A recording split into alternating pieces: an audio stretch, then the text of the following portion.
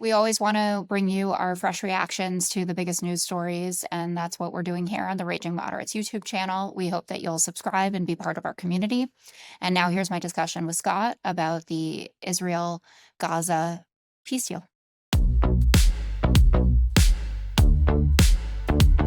Welcome to Raging Moderates. I'm Scott Galloway. And I'm Jessica Tarlov.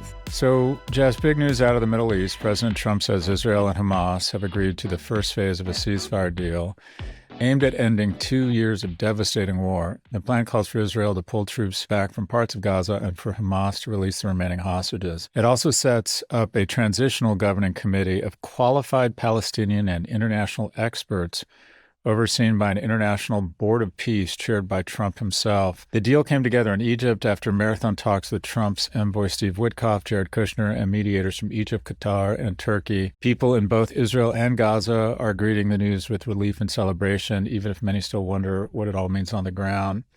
Trump's calling it the first step towards a strong, durable, and everlasting peace. Let's watch him this morning during a victory lap at his cabinet meeting. You remember we settled 7, this is number 8, we settled 7 wars or major conflicts, but wars. And this is number 8. And the one that I thought would be maybe the quickest of all would be Russia-Ukraine, and I think that's going to happen too. Jess, how much credit do you think Trump deserves here? I'm feeling very generous in the credit department right now. I mean, I think that we need to be very clear-eyed about what this deal is. And it's really just a hostage deal at this point, with the idea that in the future we would like to move to phase 2 of the deal. But there's a lot of Israeli press and reporters that are talking about the fact that it's very murky as to what that will actually look like and whether it will be executed, but that there is widespread elation at the fact that the hostages are coming home, both the 20 that are alive, and then I think it's 25 to 28, their remains. So Hamas has to find some of their remains, and I don't know if they forgot where they buried them or whatever they did with it. But I spent the evening watching videos of the families of these hostages dancing and singing and hugging each other and crying, and my heart was warm and full as a result.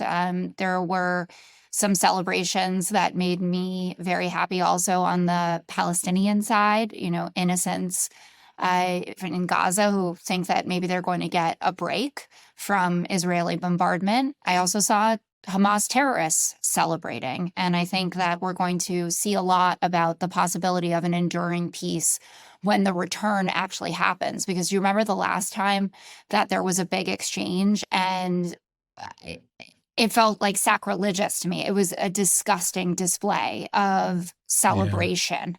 Yeah. And if that happens again, I think it sends a very clear signal about where they're coming to this. But at this particular moment, I'm thrilled that this happened. It makes you think about what could have been over the course of the last 2 years. And it seems like what President Trump did, that President Biden did not do well enough, was put his foot on Bibi's neck, essentially, and say, this has to end, that this was within our control, essentially. And that's something that has been frustrating to me.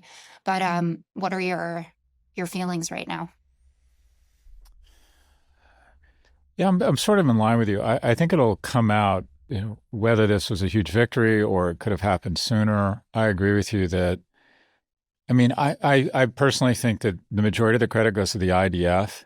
Hamas didn't want this ceasefire. Hamas wanted to exterminate the Jewish people and was hoping to incite a 5-front war and failed. So I think the IDF deserves the majority of the credit, because the reality is that Hamas has been totally defenestrated. It's a shadow of itself. It has no fighting capability.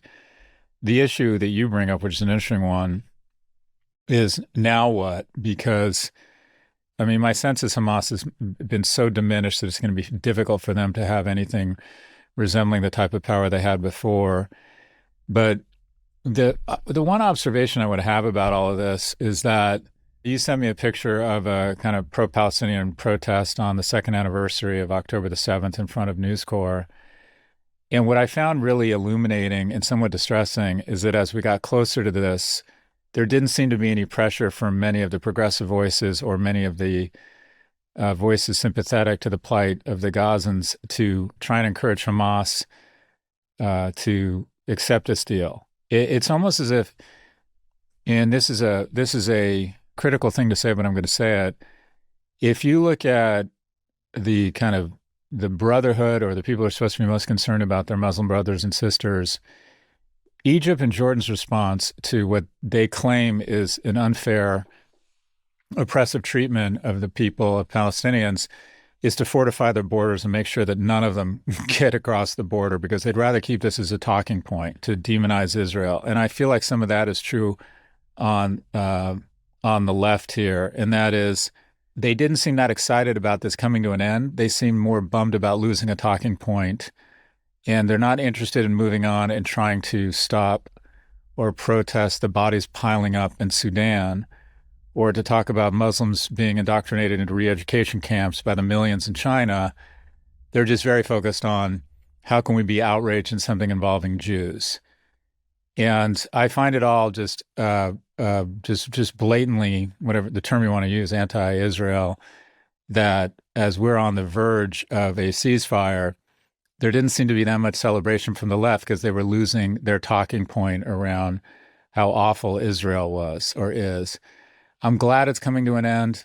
The devastation, the death, the disability in Gaza has been awful. I think there will be a reckoning around if and what went too far. I hope there's a reckoning around Netanyahu, just as there was after the reason that Golda Meir came to power was there was a reckoning around the inability to keep Israel secure in that war. But look, I'm happy. I'm glad for the people of Gaza that it's over, or hopefully over.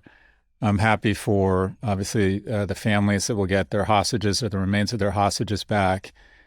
But I think this war revealed something very, very ugly about all sides. Obviously about the proxies of Iran, about Hamas being a death cult, and about a big portion of America who conflates the civil rights movement with the struggle of the Palestinians and don't realize how just incredibly hypocritical they've been in the double standard that they've held Israel and Jews to. Yeah. I agree with you. I wanted to talk about the response from the left as well. And we can even just see that, like the difference between what was going on during the 2024 campaign, how Kamala Harris and Joe Biden, everywhere they went, right? There were uncommitted voters that were out there screaming at them about a genocide. Then they disappeared until Kamala Harris had a book tour. And then they showed up to greet her when she was in New York City for that. Like there's a guy who is actually in charge of the country who sits at 1600 Pennsylvania Avenue, and you could go and protest him. It doesn't always have to be policing our side. And I want to just read a couple quotes from pro-Palestinian activists in light of the ceasefire. As long as there are Zionists with power, our work is not done. If news of a ceasefire is true, we cannot allow the world to return to, quote, normal. We cannot be lulled back to sleep. Quote, Israel cannot be allowed to repair its image. Palestine cannot be ignored. So it doesn't change how happy I am that we are moving towards an end to this particular aspect, I guess, of this conflict that has been around since, the beginning of time. But you're completely right to call out the progressive side. And honestly, not just the progressive side, like some centrists that I've seen anyway, who are just, I think, so caught up in being angry at Donald Trump all the time. And I feel like sometimes I even suffer from that myself. Can't even take a step back and say, if you can't acknowledge things that are positive or at least a step in the right direction, you're completely lost in this. One concern that I do have, and Hamas and the Palestinians are hyper aware of this, is that Israel will pay essentially any price to get their hostages back. And I did my birthright trip to Israel in 2011 around the time that Gilad Shalit, the soldier who was kidnapped, was released. And he was exchanged for 1,000 prisoners. And one of those prisoners was Sinwar, who went on to be an architect of October 7th. And there's apparently one terrorist who is a hostage on the Israeli side that they're particularly interested in getting back, that Israel has said hard no, it's absolutely not happening. But we are going to give back potentially the new architect of another October 7th. And that is concerning to me. I'm not saying that Israel is wrong for making these deals. It's part of the ethos of the country that, no man or woman is left behind. But these are bad dudes that are going to be going back to the Palestinian side. Yeah, the fears were repopulating the leadership. And look, I like what you're saying around you need to give credit where credit is due. The president and Stephen Witkoff deserve credit and deserve a victory lap, and as does Secretary Rubio, if this holds. What'll be interesting is to see, and Americans aren't very good at this, usually, what happens after, if there's a sustainable, enduring peace here. But I am just so sick of the word genocide being thrown around. Hitler took the Jews down from 16 to 9 million, took out 40% of the population. The Turks took Armenian population down 50%. The Tutsis, about 80% of them were murdered in about 100 days. As devastating and horrific as the war on Gaza has been, about 3% of the population has been lost here. And genocide specifically is an effort to exterminate a group of people based on race, ethnicity, or religion. And with nuclear weapons and heavy artillery, if Israel wanted to commit genocide, they could, but they don't. And keep in mind, if Hamas could commit genocide, they would, but they can't. And again, I'm happy for all sides at this point. But what I find is that there are certain elements of American society that I believe are genuinely disappointed because they no longer have a talking point to hate Israel and Jews around. And that they aren't going to go on to Sudan or the Congo or other places where Muslims are being unfairly persecuted and killed, because the bottom line is it doesn't give them a talking point against Jews. So I think there's a lot of reckoning here across all parties. I think Netanyahu has to, I hope he pays a price here. I think he has been terrible for Israel. And the fact that the far left or the progressive parts of our party that were very critical of Israel weren't very excited about a ceasefire deal, because effectively what you have in this deal is the far right racist component of the Knesset, and it does exist, did not get what they want here. There's no annexation. There's no settlements. There's no moving out. There's no occupation. So the far right of the Israeli government that saw this as an excuse to devastate the Palestinian and Gazan people, and quite frankly, are just raging bigots, they lost here.